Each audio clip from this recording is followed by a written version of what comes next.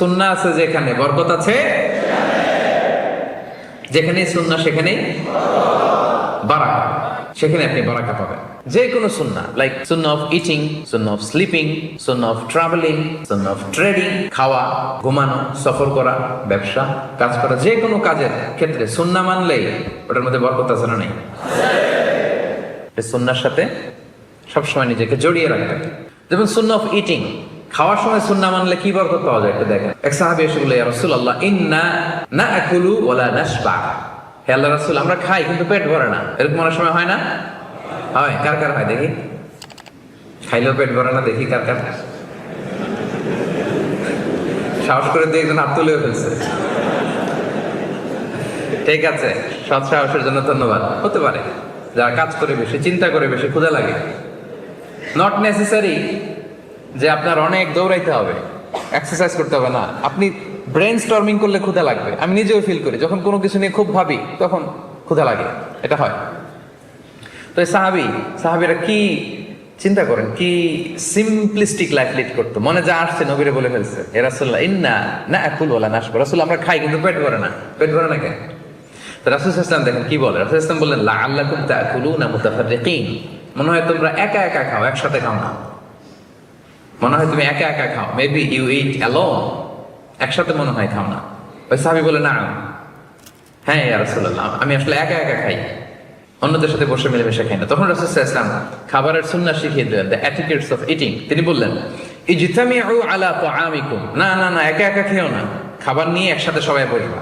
ওয়াযকুরু ইসমাল্লাহি আলাইহি, খাওয়ার আগে বিসমিল্লাহ বলবা। ফাইন্নাহু ইউবারাকু ফি, তাহলে তোমাদের খাবারে বরকত ঢুকায় দেওয়া হবে।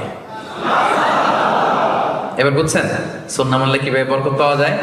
দেখেন খাওয়ার ক্ষেত্রে আরো রাসূল সাল্লাল্লাহু আলাইহি ওয়াসাল্লাম কি ইনস্ট্রাকশন দিয়েছেন। তিনি বলেছেন, আহাব্বু তাআমি ইলাল্লাহি মা কাসরাত আলাইহিল আইদি, আল্লাহর কাছে সবচেয়ে প্রিয় খাবার ওইটা যেই খাবারে অনেকগুলো হাত পড়ে। এক প্লেট নিয়ে শুধু এক হাত দিয়ে খাচ্ছেন, এটা আল্লাহর কাছে পছন্দ না। একটা খাবার নিয়ে অনেকগুলো মানুষ বসে চারদিক থেকে নিয়ে নিয়ে খাচ্ছে, এই খাবারটা আল্লাহর কাছে বেশি প্রিয়। সুবহানাল্লাহ। তাহলে একা একা খাবেন না, বাসায় যে স্ত্রীকে নিয়ে খাবেন, ছেলে মেয়েদের নিয়ে খাবেন, বাবা মাকে নিয়ে খাবেন, বন্ধুদের একসাথে খাবেন। এবং খেয়াল করে দেখবেন, একা একা খেলে যে টেস্ট পাওয়া যায়, কয়েকজন মিলে খেলে এটা টেস্ট বেড়ে যায় কয়েক গুণ। কি বলেন? পারে না?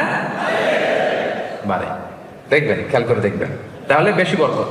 আবার রাসূল সাল্লাল্লাহু আলাইহি ওয়াসাল্লাম বলেছেন আরেকটা এটিকেট শুনুন, আল বারাকাতু তানজিলু ওয়াসাতাত তাআম, খাবারে বরকত নাজিল হয় একেবারে মিডলে, মাঝখানে। এক প্লেট খাবার, মাঝখানে বরকতটা আগে নাজিল হয়, সেখান থেকে ছড়ায়। ফাকুলু মিন হাফিয়াতি, তোমরা চারিপাশ থেকে খাও, মাঝখান থেকে নিও না। ওয়ালা তাকুলু মিন ওয়াসাতি, মাঝখান থেকে উঠাবে না।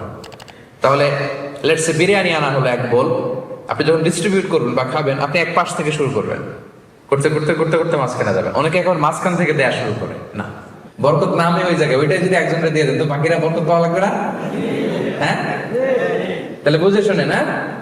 আচ্ছা, মাশাআল্লাহ, এই তো বুঝতেছেন। আরো কি বলেছেন রাসূল সাল্লাল্লাহু আলাইহি ওয়াসাল্লাম, তুআমুল ওয়াহিদি ইয়াকফিল ইসনাইন। দেখেন আমাদের ইসলামিক ভ্রাতৃত্ববোধ কত সুন্দর। একজনের খাবার দুইজনের হয়ে যায়, রাসূল সাল্লাল্লাহু আলাইহি ওয়াসাল্লাম বলেছেন।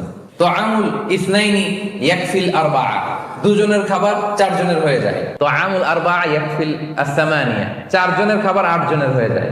এটা আমাদের ভ্রাতৃত্ববোধ। একটা বঙ্কুস চাইলে দুজনে খাওয়া যায় না? কথা কন না কেন?